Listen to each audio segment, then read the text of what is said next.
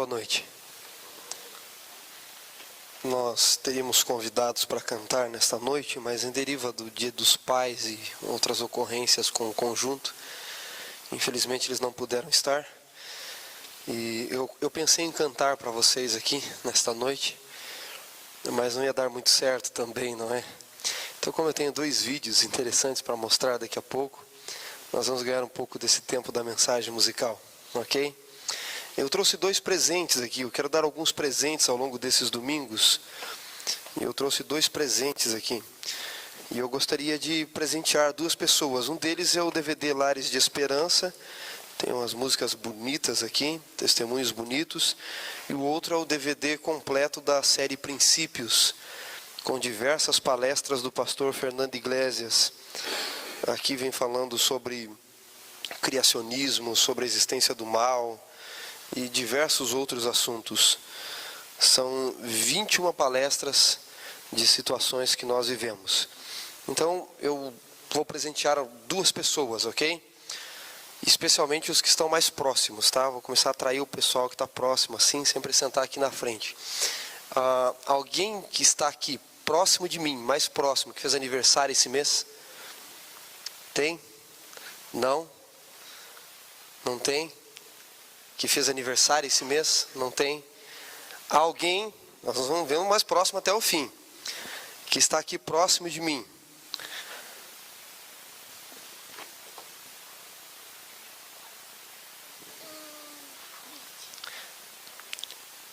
Que está próximo de mim aqui, que tem entre 20 a 25 anos? Não? Irmão Paulo quase ergueu a mão ali. Não tem? Não tem ninguém aqui entre 20 a 25 anos? Até o fundo da igreja? Ninguém? Guilherme? Guilherme, então vem buscar, faz favor. Vem buscar aqui o teu DVD. A gente vai indo até o fundo, ok? Muito bem.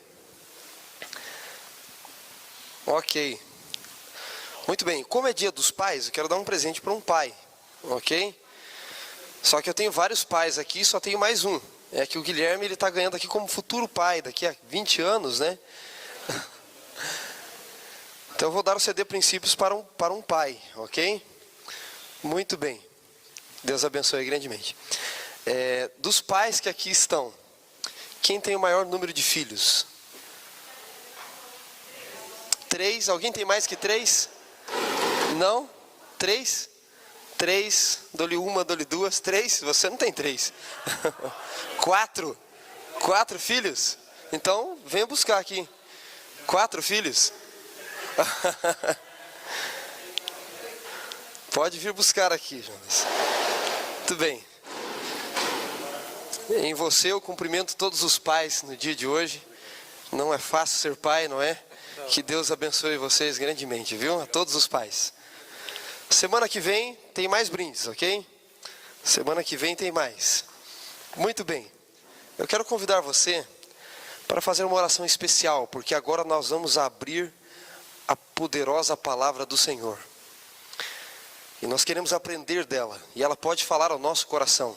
Palavras humanas não bastam, palavras humanas não satisfazem.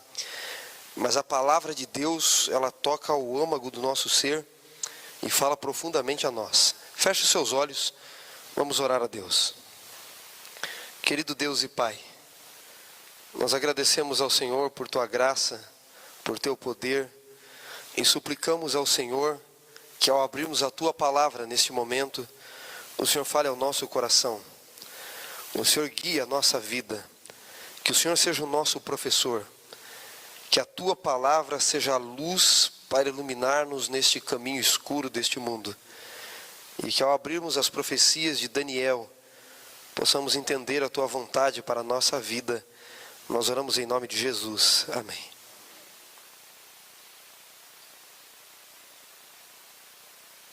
Daniel capítulo 3. Vamos para Daniel capítulo 3. Semana passada estudamos o 2 e algumas coisas no 1. E agora estamos em Daniel capítulo 3. Até o capítulo 4, início do 5, nós estamos fazendo uma introdução, na verdade, ainda aos temas profundos de Daniel. Mas depois você aperte os cintos, porque nós vamos realmente estudar coisas profundas aqui. Na semana passada, nós vimos que o controle das nações, da história do mundo, está nas mãos de Jeová, ok? É Jeová quem rege as nações. Eu vou ficar aqui mais pertinho de vocês, tá bom? E vimos que Deus revelou a Daniel, a Sadraque não, a Nabucodonosor, a história do mundo. Obrigado, irmão Paulo. Desde os dias de Daniel até o tempo do fim. E que praticamente todas as partes da estátua já se cumpriram. Só falta qual pedaço da profecia para se cumprir da estátua lá de Nabucodonosor? A pedra que atinge os pés da estátua, porque os pés da estátua já se cumpriram também. Os reinos de Roma já foram divididos, ok? E a história comprova isso. Muito bem, Nabucodonosor ficou impressionado com o poder do Deus de Daniel. Finalzinho ainda do capítulo 2, que nós estudamos no domingo passado, verso 46 diz assim: o rei Nabucodonosor se inclinou, se prostrou com o rosto em terra perante Daniel e ordenou que fizessem oferta de manjares e suaves perfumes. Disse o rei a Daniel: certamente o vosso Deus é o Deus dos deuses e o Senhor dos reis e revelador de mistérios, pois pudeste revelar este mistério. Então o rei engrandeceu a Daniel e lhe deu muitos e grandes presentes e o pôs por governador de toda a província da Babilônia. Nabucodonosor ficou impressionado. Mas Nabucodonosor tinha uma personalidade parecido com de algumas pessoas hoje que seguem mais ou menos o ritmo daquela música Deixa a vida me levar, vida leva eu, sabe? É uma Maria vai com as outras. Era o momento. Passou-se o tempo e Nabucodonosor se esqueceu. Se entregou de novo a Satanás, aos caminhos do mundo, e ele se esqueceu, ou preferia não lembrar, não reconhecer tudo que ele havia vivenciado por causa do sonho da estátua que nós estudamos na semana passada. E o capítulo 3 então diz assim, verso 1: Nabucodonosor, o rei, fez uma imagem de ouro que tinha 60 côvados de altura por 6 côvados de largura. Deixa eu explicar aqui para vocês o que é um côvado. Um côvado, medidas e moedas na Bíblia são coisas complicadas. Então a gente tem uma percentagem para não errar tanto. Mas é mais ou menos a distância entre a dobra aqui do cotovelo e o punho. Em torno de 44 a 50 centímetros. Ok? Em torno disso. Então era uma estátua de aproximadamente 30 metros de altura. Daria um prédio de 10 andares, não é? Pelo menos. Por 3 de largura. Alguns dizem que a estátua não era tão alta assim, mas o suporte dela era muito alto e fazia ela ficar bem mais alta. Mas o fato é que a estátua tinha aqui, diz a Bíblia, 60 côvados de altura por 3 de largura. Ele a colocou na planície de Dura, na província da Babilônia. E o rei mandou ajuntar os sátrapas, prefeitos, governadores, juízes, tesoureiros, os magistrados, os conselheiros e todos os oficiais das províncias para que viessem à consagração da imagem que o rei Nabucodonosor tinha levantado. Então se ajuntaram os sátrapas e todos, vou pular aqui porque vai repetir, e diz o verso 4, nisto o arauto apregoava em alta voz e ordenava, dizendo, ordena-se a vós outros, ó povos, nações e homens de todas as línguas, no momento em que ouvirdes o som da trombeta, do pífaro, da harpa, da cítara, do saltério, da gaita de foles e de toda sorte de música, vos prostrareis, adorareis a imagem de ouro que o rei Nabucodonosor levantou. E verso 6 diz assim, qualquer que não se prostrar e não adorar, será no mesmo instante lançado na fornalha de fogo ardente. Portanto, quando todos os povos ouviram o som da trombeta e de toda sorte de música, resumo de novo, diz o final do verso, adoraram a imagem de ouro que o rei Nabucodonosor tinha levantado. Heródoto, historiador grego, diz que provavelmente 100 mil judeus se ajuntaram, 100 mil pessoas se ajuntaram na planície de Dura. E milhares deles eram judeus. No meio dessas 100 mil pessoas, provavelmente, 100 mil pessoas, estavam diversos judeus, portanto. E entre esses judeus estavam 3 amigos de Daniel, que o texto vai dizer agora. Se chamavam Sadraque, Mesaque e Abidnego. Não era bem esse o nome deles. O nome deles era Ananias, Azarias e Misael. Sadraque, Mesaque e Abidnego eram os nomes que eles ganharam na Babilônia. Sadraque significa aquele que serve ou servo do deus Sir. Abidnego significa servo de Nego, que é um filho, um deus da Babilônia. E Mesaque é aquele que descansa à sombra do príncipe. Eram significados novos, nomes novos para eles. E eles estavam ali, junto com todos. E eles sabiam da ordem. Quando as músicas tocaram, o texto bíblico vai nos dizer que eles não se prostraram. Boa parte de vocês conhecem o texto. Não adoraram. Sadraque, Mesaque e Abidnego representam pessoas que têm compromisso, que têm convicções e compromissos. Nós deveríamos morrer pelos nossos princípios. Princípios não se mudam. Princípios são inalteráveis. Dizem que durante a Segunda Guerra Mundial, os Estados Unidos e o Canadá entraram em choque, quase realmente guerrearam, porque os Estados Unidos ia com um navio, com um porta-aviões, detectou no radar algo que era dos canadenses e mandou uma ordem para o rádio dizendo: aqui é o porta-aviões americanos, e deu lá o nome do porta-aviões, nós ordenamos que vocês desviem para a direita, senão nós vamos colidir. E os canadenses responderam: aqui do exército canadense e tal, sistema de defesa do Canadá, nós ordenamos que vocês desviem o curso para a esquerda. Os americanos responderam: vocês é que vão desviar para a direita. Os canadenses responderam: vocês devem desviar para a esquerda. Então os americanos ameaçaram: nós estamos com mísseis e aviões aqui a bordo de guerra. Se vocês não desviarem, nós vamos atacar. E os canadenses responderam: aqui é uma ilha com um farol. Ou vocês desviam, ou o problema é de vocês. Então princípios não mudam. Somos nós quem temos que mudar diante deles. São como ilhas estabelecidas no oceano. Ou você desvia, ou você vai quebrar a cara. Ou você muda, ou você vai realmente se arrebentar. Princípios não mudam. Sadraque, Mesaque e Abidnego tinham princípios estabelecidos. Em Êxodo 20, Êxodo capítulo 20, o primeiro e o segundo mandamento ordenam assim, a partir do verso 3, se você quiser conferir: não terás outros deuses diante de mim. A estátua de Nabucodonosor representava deuses deste mundo. O segundo mandamento diz: não farás para ti imagem de escultura alguma. Não adorarás as imagens, nem lhes prestarás culto. Não farás imagem em cima do céu, e nem do que é embaixo na terra, nem nas águas debaixo da terra. Nada. Não se pode adorar. E eles, como bons judeus, como seguidores do Deus Altíssimo, eles tinham esses princípios em seu coração. E agora eles estavam lá no meio da multidão. Eles podiam disfarçar. Eles podiam fazer alguma coisa. Eles sabiam que a vida estava em jogo.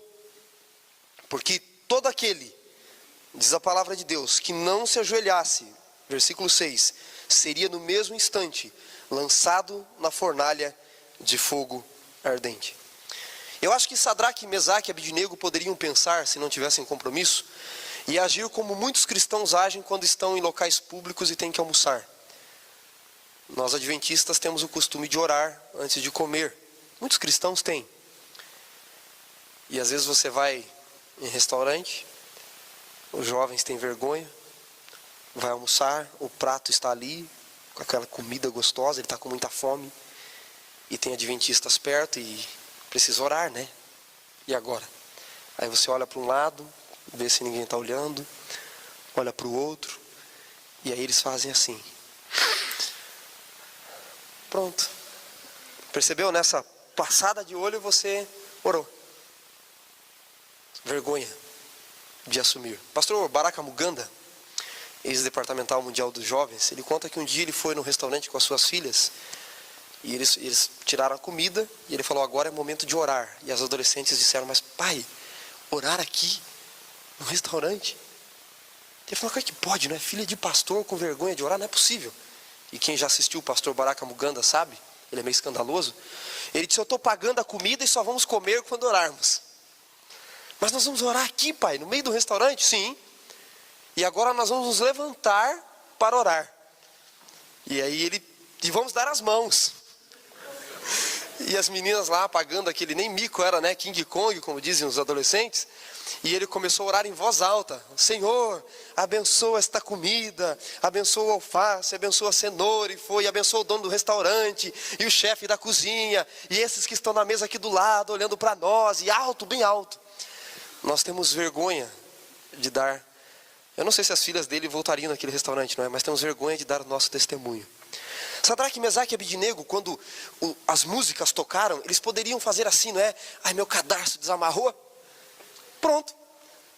Acabou. Ajuda a Deus, ajuda a mim, não morro. A gente procura situações onde você possa servir ao mesmo tempo ao mundo e ao mesmo tempo a Deus. Não somos comprometidos com uma causa, muitas vezes. Em diversas situações. A falta de compromisso está aí no mundo. Falta de compromisso com Deus e com princípios. O mundo vive falta de compromisso. Você está andando no shopping. E tudo no shopping é bonito, não é? No manequim tudo fica lindo. E aí você passa, olha uma roupa, a vendedora vem até a porta e diz: vamos entrar, senhor. Vamos entrar, senhora. Não, só estou dando uma olhada. Não, entra. É sem compromisso. Palavrinha mágica. Sem compromisso. Não temos comprometimento com os nossos princípios. Mas Sadraque, Mesaque e Abidnego não fizeram isso. Eles não se ajoelharam. Verso 8 diz que no mesmo instante, alguns caldeus se achegaram ao rei e acusaram esses judeus e disseram ao rei: ó rei, vive eternamente. O senhor não baixou um decreto pelo qual todo homem que ouvisse o som das músicas, dos instrumentos, final do verso, se prostraria e adoraria a imagem de ouro? E qualquer que não se prostrasse e não adorasse seria lançado na fornalha? Há alguns homens judeus que tu constituíste sobre os negócios da província da Babilônia, a saber, Sadraque, Mesaque e Abidnego. Esses homens, ó rei, não fizeram caso de ti. A teus deuses não servem, não adoram a imagem de ouro que levantaste. Então Nabucodonosor, irado e furioso, mandou chamar Sadraque, Mesaque e Abidnego, e trouxeram esses homens perante o rei. Se já era difícil ficar em pé no meio da multidão, poderiam até pensar em disfarçar de alguma forma. Agora todos estavam olhando para eles. Eu faço capela convencionalmente na escola para mais ou menos 500 alunos por vez. E vez ou outra eu chamo um aluno para vir à frente. Eles estão lá fazendo bagunça e coisa e tal, não sei o que, daí eu chamo eles à frente. Quando eles chegam ali à frente, eles travam. Não conseguem falar, viram santinhos. Sabe por quê? Quando você está no meio da multidão, não é tão difícil assim. Mas quando as atenções estão voltadas, quando o mundo está olhando, e aí? Agora eles não estavam no meio dos 100 mil que ali estavam. Eles estavam à frente de todos, na frente do rei. Para piorar a situação, o rei estava furioso. Eu não sei se você já teve oportunidade de ficar na frente de alguma autoridade. Um prefeito, um juiz, um governador. Quem sabe alguém aqui já pôde falar com o presidente. Não sei. Mas quando nós estamos na presença de alguma autoridade, a gente tem medo de errar, não é? Você não quer errar. Você quer fazer tudo certo. E dizem que uma boa dica é falar pouco. Você tem menos chances de errar. Quanto menos você falar. Eles estavam na presença do rei, de uma autoridade. Você já esteve na presença de uma autoridade furiosa? Pode ser, de repente, o prefeito, o juiz, um policial, um governador, ou quem sabe o teu chefe no trabalho. É complicado, não é? Lidar com alguém que tem autoridade sobre você e essa pessoa furiosa. Minha esposa está fazendo estágio no hospital aqui de Santo André, e uma colega de estágio dela teve um problema lá, e a chefe do estágio, que é a chefe da nutrição do hospital, chegou e começou a dar bronca e jogou a culpa na estagiária. E a minha esposa do lado olhando, e a estagiária disse: não, eu não escrevi isso, eu não falei isso. Falou sim, você está me chamando de mentirosa? E ela dizia: eu não estou lhe chamando de mentirosa, estou dizendo que eu não escrevi, quem está se achando mentirosa é você. E ela ficava mais furiosa ainda. Eu perguntei para minha esposa: o que você faria? Ela disse: eu acho que eu chorava. Mas ela enfrentou. Sadraque, Mesaque e Abidnego estavam na frente do rei furioso, e o rei diz assim, acompanhe comigo o texto: irado e furioso, diz o verso 13, Nabucodonosor mandou chamar Sadraque, Mesaque e Abidnego. Verso 14. E falou Nabucodonosor e disse: é verdade, Sadraque, Mesaque e Abidnego, que vocês não servem aos meus deuses, que vocês não adoram a imagem de ouro que levantei? Agora, pois, estáis dispostos, quando vocês ouvirem o som da trombeta, do pífaro, de todos os instrumentos, prostrai-vos e adorai a imagem que fiz. Porém, se vocês não adorarem, sereis no mesmo instante lançados na fornalha de fogo ardente. E eu quero ver quem é o Deus que poderá livrar vocês das minhas mãos. E agora? Tem que ter mais comprometimento ainda, não é? Algumas pessoas acusam os cristãos, principalmente alguns céticos, de nós seguirmos uma religião de fachada. Nós seguimos uma religião dos benefícios, uma religião das bênçãos, uma religião da prosperidade. É fácil seguir um Deus assim, dizem eles. Vocês ficam pedindo bênçãos para esse Deus e a vida vai tomando o norte e pronto, aí fica fazendo barganha com Deus. Como explicar cristãos que colocaram a vida em risco? Seguidores de Cristo na Idade Média e também outros judeus como Sadraque, Mesaque e Abidnego. É um Deus da teologia da prosperidade? Nós temos algo maior do que o que esse mundo oferece. Bem melhor. A estátua de Nabucodonosor, eu creio que ela representa um pouco os deuses deste mundo. Você tem que enfrentar os deuses deste mundo. Você pode estar de repente sendo levado a adorar o Deus do dinheiro. Você pode estar sendo levado a adorar o Deus do trabalho. Você pode estar sendo levado a adorar o Deus da mídia. Tem gente que adora o Deus do futebol. Tem gente que adora um Deus cantor. São tantos os deuses que Satanás coloca na nossa vida para a gente adorar, para a gente se ajoelhar. E geralmente, quando a gente ouve o toque da música, a gente vai no embalo e adora esses deuses. Eu vou colocar um vídeo para vocês, é o primeiro vídeo, sobre o que é enfrentar os deuses deste mundo por convicções. Enfrentar coisas gigantes, coisas que podem nos levar à morte, como Sadraque, Mesaque e Abidnego enfrentaram. Situações difíceis da vida, onde você não tem outra solução a não ser enfrentar pelo poder de Deus. Um dos vídeos mais impactantes que eu vi já na minha vida é o vídeo que eu vou mostrar para vocês. Eu vou soltar porque a imagem vai falar melhor do que eu. Pode passar para mim. Voltamos a falar ao vivo da Muralha da China. É impossível vir a Pequim e não falar de uma cena inesquecível. Um ícone do século XX. Afinal, quem era o rebelde que desafiou uma coluna de tanques do exército chinês quase 20 anos atrás na Praça da Paz Celestial? Praça da Paz Celestial, coração de Pequim. Tiananmen é a maior praça do mundo. Do portão que leva para a cidade proibida, Mao Tse-tung e câmeras vigiam quem passa. O gigantismo do lugar, a ausência de árvores e o clima devastador parecem cumprir um objetivo. Impossível um indivíduo não se sentir pequeno aqui. Em junho de 89, quase 20 anos atrás, o coletivo ocupou o lugar. Milhares de estudantes pediam reformas políticas. Muitos acabaram assassinados pelo exército. Não existe um número oficial de mortos. Fala-se em 1.000 a 7.000 vítimas. No dia seguinte ao massacre, uma coluna de tanques descia a avenida Chang'an, que corta Pequim. A um quarteirão de Tiananmen, ele já esperava, sozinho, uma sacola em cada mão. O primeiro tanque para. Ele faz um gesto com a mão direita, como quem diz, dá meia volta. O tanque tenta desviar, não consegue. O piloto desiste e desliga o motor. O homem sobe no tanque, quer conversar. Naquele momento, a imagem já era histórica, inesquecível. Do mesmo jeito que entrou para a história, o homem anônimo desapareceu. Nós não sabemos quem era esse jovem. Não sabemos o nome dele, o que aconteceu com ele depois. Nós só sabemos que centenas, quem sabe milhares de estudantes puderam fugir porque ele enfrentou sozinho um exército.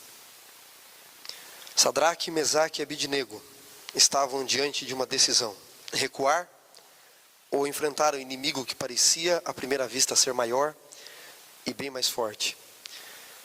Eles se revestiram do poder de Deus e avançaram. O que eles respondem? Capítulo 3 de Daniel ainda. Quando o rei diz, agora vocês vão adorar. Verso 16. Responderam ao rei e disseram, ó Nabucodonosor, Quanto a isto, não necessitamos te responder.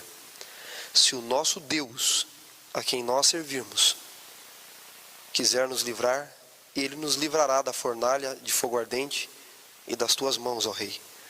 Se não, mesmo que Ele não queira, fique sabendo que nós não serviremos aos teus deuses, não adoraremos a imagem de ouro que levantaste. Então Nabucodonosor se encheu de fúria e, transtornado o aspecto do seu rosto contra Sadraque, Mesaque e Abidnego, ordenou que se acendesse a fornalha 7 vezes mais do que se costumava. Quem é o Deus que poderá livrar vocês das minhas mãos? Eles disseram, não precisamos responder. Se Deus quiser, Ele tem poder para nos livrar.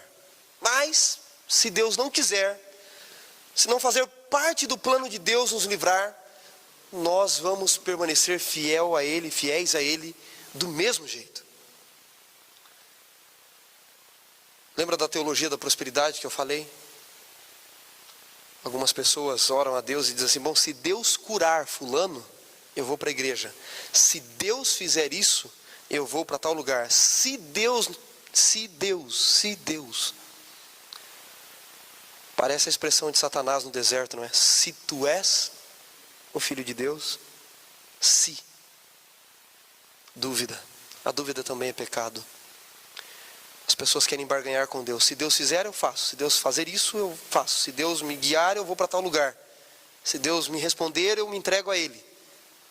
A gente quer ver para crer. E a Bíblia segue um rumo contrário. Você tem que crer para ver. Mas a fé, ela não é uma barganha. A fé com Deus é enxergar o todo, é enxergar a eternidade. E entender que em Cristo nós temos vitória, mesmo que aparentemente nesse mundo pareça que nós estamos perdendo. Faz alguns anos que eu e você entregamos a nossa vida a Cristo. E desde que nós entregamos a nossa vida a Cristo, quantas perseguições tivemos? Quantas situações no mundo que parecia que estávamos perdendo? Aí eu chego para Cristo e digo, mas Senhor, o mundo está me perseguindo, estou sendo jogado na fornalha por te servir. Cristo diz, e daí, filho? Eu estou aqui com você. Quando Sadraque, Mesaque e Abidnego foram lançados na fornalha, o versículo 21 diz assim, então esses homens foram atados com os seus mantos, foram amarrados, suas túnicas e chapéus, e suas outras roupas, e foram lançados na fornalha sobremaneira acesa, 7 vezes mais. Porque a palavra do rei era urgente e a fornalha estava sobremaneira acesa. As chamas do fogo mataram os homens que lançaram de cima para dentro a Sadraque, Mesaque e Abidnego. Esses 3 homens, Sadraque, Mesaque e Abidnego, caíram atados dentro da fornalha sobremaneira acesa. Então o rei Nabucodonosor se espantou, se levantou depressa e disse aos seus conselheiros, não lançamos nós 3 homens atados dentro do fogo? Responderam ao rei, é verdade, ó rei. Tornou ele e disse, eu porém vejo 4. Eu acho curioso o que acontece quando nós servimos a Deus com fidelidade e confiamos que Ele vai agir. Deus não livrou Sadraque, Mesaque e Abidnego do fogo. Deus os livrou no fogo. Percebe? Assim como Davi um dia clamou ao Senhor, jamais andarei pelo vale das sombras da morte. Não foi bem assim. Ele clamou, ainda que eu ande pelo vale das sombras da morte. Davi poderia dizer, ainda que eu ande pelo fogo, o Senhor estará comigo. Então muitas vezes na nossa vida, na minha e na sua vida, Deus não vai te livrar do fogo. Ele não vai te livrar de alguém que vai te perseguir, de situações difíceis. Ele vai te livrar no meio do fogo. Embora nós tenhamos a consciência, como Sadraque, Mesaque e Abidnego, que se Deus não quiser, está tudo bem. Nós temos a eternidade para nós. Mas muitas vezes, não sei porquê, mas Deus tem o estranho hábito de marcar gols aos 45 minutos do segundo tempo. Ele deixa no limite. Eu acho que, penso eu, que talvez seja, a razão seja, de que porque os limites humanos, sabe, à beira do precipício, os limites humanos são as oportunidades divinas. E sabe o que eu acho curioso no texto? A Bíblia diz assim, Nabucodonosor, verso 26, foi à porta da fornalha sobremaneira acesa e falou e disse, Sadraque, Mesaque e Abidnego, servos do Deus Altíssimo, saí e vinde. Então Sadraque, Mesaque e Abidnego saíram do meio do fogo, Ajuntaram-se aos sátrapas, aos prefeitos, aos governadores, aos conselheiros do rei, e viram que o fogo não teve poder algum sobre os seus corpos, nem mesmo seu cabelo foi chamuscado, nem um fio de cabelo da sua cabeça, nem seus mantos, nem cheiro de fogo fez passar sobre eles. Eu não sei se eu já contei para vocês aqui, mas quando eu era criança eu quase taquei fogo no meu irmão. A minha mãe trabalhava à noite, a gente ficava sozinho, às vezes minha avó ia dormir com a gente, mas a gente ficava sozinho. E eu não me lembro direito, o que eu tenho de lembrança é que eu queria brincar de bombeiro. E eu quase taquei fogo no meu irmão. Um pouquinho de álcool, não é? Ao redor. Vocês veem como eu era bonzinho, né? E essa história eu estou contando para minha mãe só hoje, ela está ali no fundo, viu? Ela não lembra, ela não sabia do álcool, senão eu ia apanhar mais. Mas eu precisava brincar de bombeiro, e bombeiro sem fogo não é bombeiro, né? Imaginava eu. Porém o fogo fugiu do meu controle. Colchão, casa de sítio, tinha aquelas sujeirinhas debaixo do colchão, e pegou fogo de uma forma, e meu irmão lá dormindo, meu irmão mais novo, tranquilo e sereno, não é? E eu tentando apagar o fogo, e quanto mais eu tentava apagar o fogo, pegava mais ainda. E eu esqueci um pouquinho de álcool do lado ainda assim, uma tampinha, e aí o negócio pegou mais. Aí minha irmã veio, jogou água e arrancamos meu irmão ali, chegou a queimar um pouco de cabelo dele, sabe? Ficou um cheirinho, né, de fumaça na roupa. Minha avó subiu, minha irmã fofoqueira contou para minha mãe outro dia. E veja, não dava para esconder. Não tinha como esconder aquele fogo. Agora, o fogo da provação. O fogo da provação não nos atinge. As pessoas podem tentar tacar fogo em você, arremessar você no fogo, jogar você na fornalha.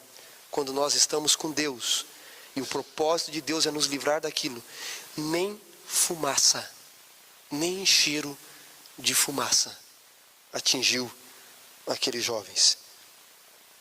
Uma única coisa queimou. O que é que queimou? Vocês lembram? As cordas que prendiam Sadraque, Mesaque e Abednego. A Bíblia diz que eles foram jogados, atados, amarrados, mas saíram livres. O manto não queimou, a roupa não queimou, o cabelo não queimou, o cheiro de fumaça não pegou, mas as cordas que prendiam foram queimadas. É a única coisa que o fogo da provação vai queimar.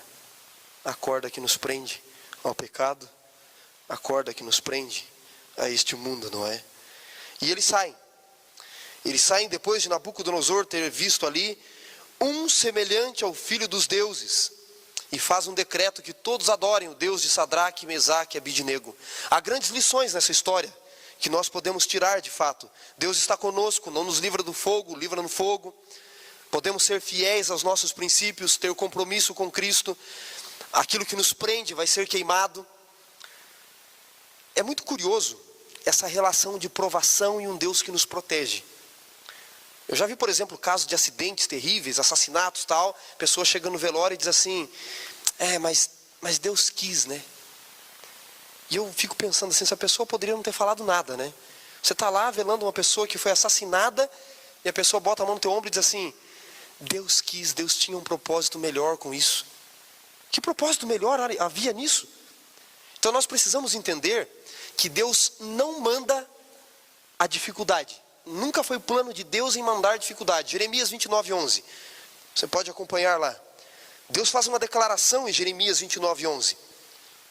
E ele diz assim, eu é que sei o pensamento que tenho a vosso respeito, diz o Senhor. Pensamentos de paz, e não de mal, para dar o fim que vocês escolherem. Quais são os pensamentos de Deus a nosso respeito?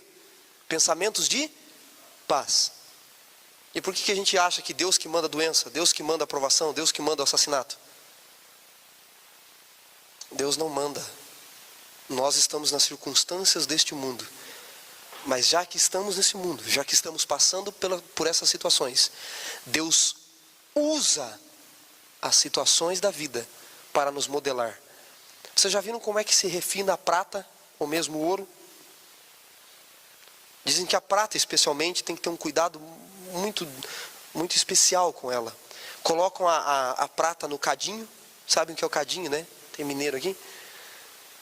colocam num copinho de metal bem resistente ao calor, e ela fica ali no fogo, em algo que aquece, né? Mas geralmente no fogo.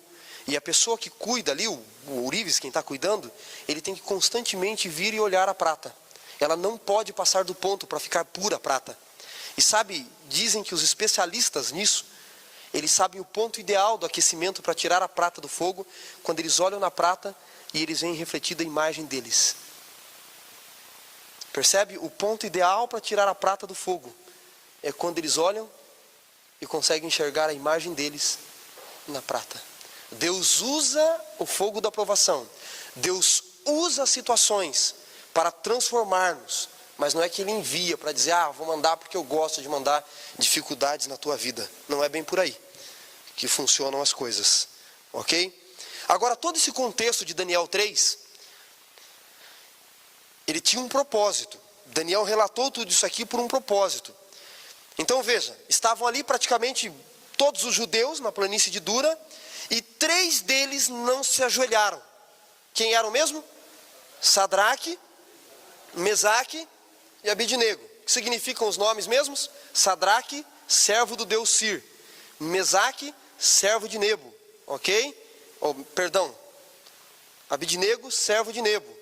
E Mesaque, o que descansa à sombra do príncipe. Quem decorar semana que vem ganha um brinde. Tá bom? Trazendo um DVD especial. Tem algo de estranho nessa história, não tem? O que está faltando? Um elemento chave. Quem que não estava? Será que Daniel não estava ou ele se prostrou?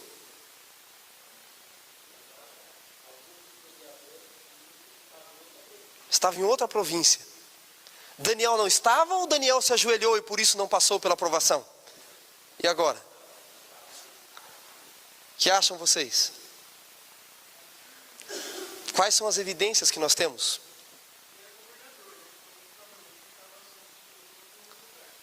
Mas todos estavam ali. Inclusive Jeremias, há um texto em Jeremias 50 que diz que o próprio rei de Jerusalém, que Nabucodonosor colocou na época para governar Jerusalém, foi chamado para adorar a estátua também. Então todos deveriam adorar. Todos os povos. Imagina, os governadores dariam exemplo, não é? Será que Daniel estava entre eles? Bom, as evidências do texto bíblico é que Daniel não estava. Por alguns motivos. Primeiro, Daniel preferiu morrer do que comer comida do rei. Comida. Quanto mais se ajoelhar perante uma estátua. Segundo, essa estátua de ouro tem ligação com o estudo da semana passada.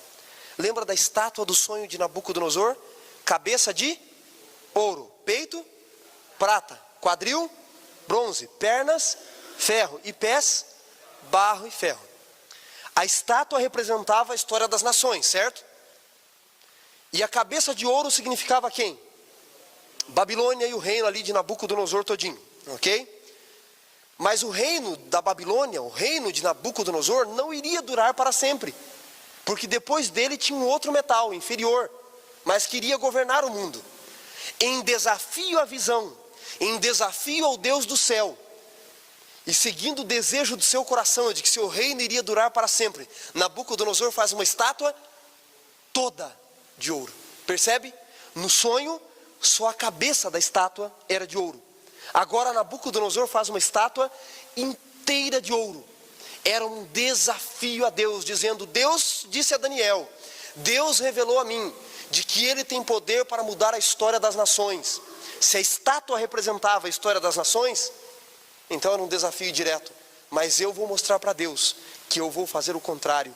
Eu vou provar para Ele que eu posso mudar o rumo da história. Que o desejo do meu coração é que o meu reino permaneça. A estátua será inteirinha de ouro. O desafio ali não era contra doutrinas apenas dos judeus ou para os judeus. O desafio era uma rebelião ali declarada contra o Deus do céu. Uma estátua inteira de ouro. Tem que ver com o capítulo 2. Nabucodonosor estava sendo um rebelde, desafiando o Deus do céu. E Deus ensinou uma lição para ele. E no finalzinho do capítulo, Nabucodonosor diz o seguinte, verso 29. Faço um decreto pelo qual todo povo, toda nação e língua, que disser blasfêmia contra o Deus de Sadraque, Mesaque e Abidnego, seja despedaçado, suas casas feitas em monturo, porque não há outro Deus que possa livrar como este. E o rei fez prosperar Sadraque, Mesaque e Abednego. Nesse desafio, Deus quis mostrar para Nabucodonosor: você acha que eu não posso controlar a história, Nabucodonosor? Vou mostrar para você que eu controlo o fogo, que eu tenho poder sobre ele. Você pode aquecer quantas vezes você quiser, nem cheiro de fumaça pega. E se eu posso controlar essa fornalha, que você achava impossível alguém livrar, lembra? Quem é o Deus que vos livrará das minhas mãos? O que não posso eu fazer com você? Vocês acham que Nabucodonosor se converteu ou não? Semana que vem nós vamos ver mais desafios de Nabucodonosor. Queridos, Deus está no controle da história das nações. Não adianta se rebelar contra Ele. Uma vez eu ouvi alguém dizer o seguinte: eu não creio que Jesus vai voltar. Disse assim: e se Jesus voltar de novo, eu mato ele. Já mataram ele a primeira vez e eu mato a segunda. Lê do engano, não é? Acham que vai vir um bebê frágil, como veio da primeira vez. Disse: amigo, você não vai conseguir olhar para ele, nem olhar para a glória dele. Poderoso ele vai vir. Você acha que você pode desafiar a volta de Jesus, o controle da história das nações? Nós, como igreja, ficamos preocupados com movimentos religiosos que estão acontecendo por aí. Vamos falar mais adiante em Daniel do chifre pequeno. Ah, mudou líder religioso, isso e aquilo. Nós deveríamos estar preocupados com a nossa vida, não com o líder que sobe ou desce do poder. Se ele é o primeiro, se vai ser o último, se é o penúltimo. Nós temos que cuidar da nossa vida, se nós não estamos querendo desafiar ao Deus do céu. Há pessoas que já disseram para mim: pastor, sabe por que eu não prego muito o evangelho? Porque se a gente pregar o evangelho, Jesus volta. E eu estou querendo um tempinho a mais nesse mundo. Você acha que a volta de Jesus está condicionada à pregação humana? Você acha que ele depende de você para ele voltar? Que depende do nosso poder, das nossas atitudes? Jesus mesmo disse: Deus já determinou o tempo em que há de ser. E os planos de Deus não conhecem adiantamento e nem tardança. E Nabucodonosor tentou desafiar o Deus do céu, mas não conseguiu vencer. A estátua teve que ser derrubada. E teve que se levantar um edito que o Deus de Sadraque, Mesaque e Abednego todos se ajoelhassem perante ele. Daniel não estava ali porque Daniel conhecia muito bem a história da estátua. Nabucodonosor tinha uma simpatia já a esta altura por Daniel. Ele sabia que Daniel não iria se prostrar, que Daniel iria saber o significado daquilo mais do que ninguém. E ele evita a presença de Daniel. Mas Daniel vai voltar a aparecer ao longo do livro com revelações tremendas. Eu quero convidar você a continuar estudando o livro de Daniel e entender que ele está no controle da história. Se Deus controla a história das nações, Deus não pode controlar a minha e a sua vida? No entanto, ele não força, não é? Ele quer que você o aceite de bom grado. Ele está conosco a todo momento, a cada segundo, mesmo quando parece que ele não está presente, mesmo quando pensamos que ele não está presente. Como não temos uma mensagem musical, eu gostaria que você meditasse nesse vídeo. Alguns já viram, é um lançamento recente, da presença de Cristo ao nosso lado a todo instante. Enquanto você ouve essa música e assiste esse vídeo, pense: Jesus, o Senhor está comigo quando eu estou em casa almoçando, quando eu estou na internet, quando eu estou dormindo, quando eu estou estudando, quando eu estou trabalhando, quando eu estou namorando, quando eu estou viajando. A cada instante o Senhor está comigo. Até na fornalha o Senhor vai lá para me salvar.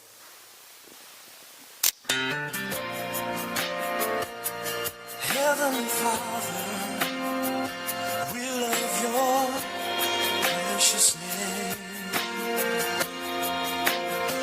It stands to reason that a name is just a word. It can be easily forgotten as soon as it is heard. But one name was spoken before the world's first day, and it will be here when everything that is has passed away. Delivered from the lips of God to Mary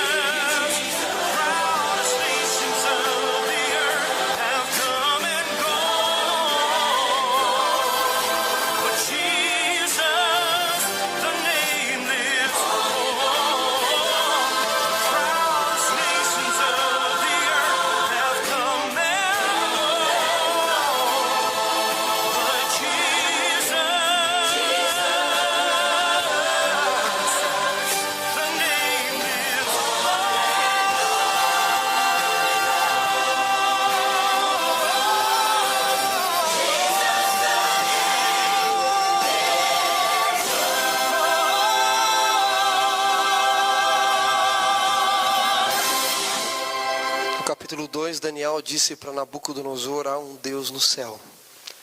No capítulo 3, os 3 amigos de Daniel disseram: esse Deus está aqui na terra, até dentro de uma fornalha, se preciso for. Ele estará em qualquer lugar. Seu nome é Jesus. Que Deus abençoe você. Vamos orar? Querido Deus e Pai, por que não pensarmos e termos a certeza de que o Senhor está conosco em todo e qualquer momento? Como um pai acompanha o seu filho nos primeiros passos, e já que estamos dando os primeiros passos para a eternidade aqui, porque começa aqui, o Senhor está a nos acompanhar, a nos guiar. Enquadramos o Senhor dentro de uma redoma sagrada, inatingível, enquanto que o Senhor quer estar próximo a nós. Por isso queremos pedir que possamos sentir a presença do Teu Santo Espírito ao nosso lado.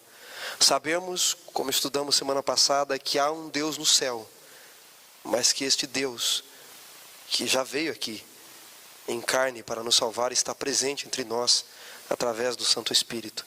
Guia-nos, dá-nos a certeza da Tua presença, em nome de Cristo Jesus. Amém. Que Deus nos abençoe. Tenha uma ótima semana. Domingo que vem estaremos juntos para estudarmos o capítulo 4 do livro de Daniel.